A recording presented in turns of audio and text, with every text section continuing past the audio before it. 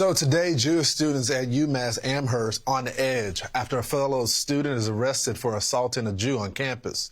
The school confirming the incident, saying, quote, an individual approached participants and made aggressive and rude gestures. Later, this person assaulted a student who was holding an Israeli flag and proceeded to steal and spit on the flag. The soaring anti-Semitism on campuses forcing one Jewish New Jersey high school to take action, warning colleges, quote, before college representatives can enter our building, they must bring a statement from their university leadership detailing their plan to protect and maintain the safety and security of our graduates on their campuses as Jews. Today we're live at that high school, Torah Academy of Bergen County, with a panel of students, parents, and administrators. Thank you all so much for joining me this morning.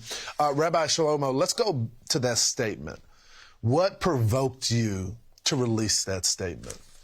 Well, thank you for having us, Lawrence. What provoked us is that rise in anti-Semitism on college campuses. And we think of ourselves as educators, and we really needed to educate our parent body and our students about what was happening, those trends, the hate speech, and we also needed to communicate to our parents and to our students how we felt about it, our stand, taking a very strong activist stand, and communicating to the universities and directly how strongly we felt about their need to control the violence and the hate speech on their campuses. Yeah. Naomi, you're a parent. When you see the protests at these college campuses, I've interviewed a lot of these students, and they say that the video coming from Israel is propaganda. It didn't happen. The kids weren't beheaded. What runs through your mind as you prepare to send one of your children off? I think that as parents, we need to teach our children. We need to teach our children before they go off to campus. We've taught our children how to be proud Jews and proud Americans. And that's something that we want, that identity that we've given them, that's something that we want them to be proud of and be able to live with and be safe on campuses. And I think that we need to, when we teach our children how to advocate, we need to explain to them the difference between free speech that this great country allows us to have and hate speech. And you can never, not my children, not any child, can never feel threatened or should never feel threatened or intimidated because of the beliefs that they have or the opinions they express.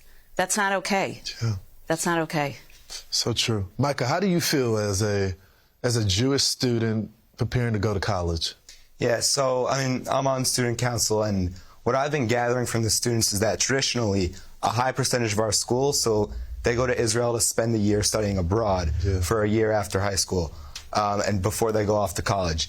And the rhetoric I've been receiving, I have a good friend who's currently in Israel right now, and I asked him, are you afraid to be living in a war zone? And he said, I'm more afraid to go to university next year than I am to be living in a war zone, which I think is a testament how brave Israel and the people who live there are, but also sad for our country that our universities make people feel more unsafe and unwelcome than a war zone.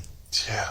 So, that's pretty diabolical that these kids feel this way. Karen, you're responsible for the college program and getting these kids off.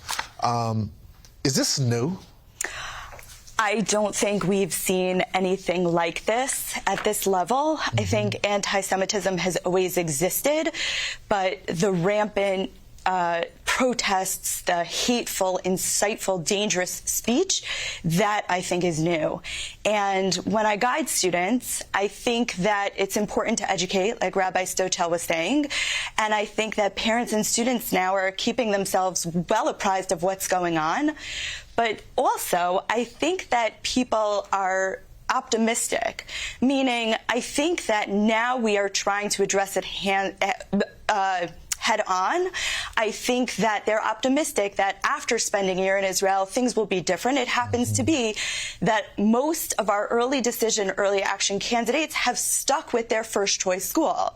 So that to me is a positive part of that. But obviously my most important feeling right now is concern for the safety of our students who are currently on campus. Yeah, it's not just on campus.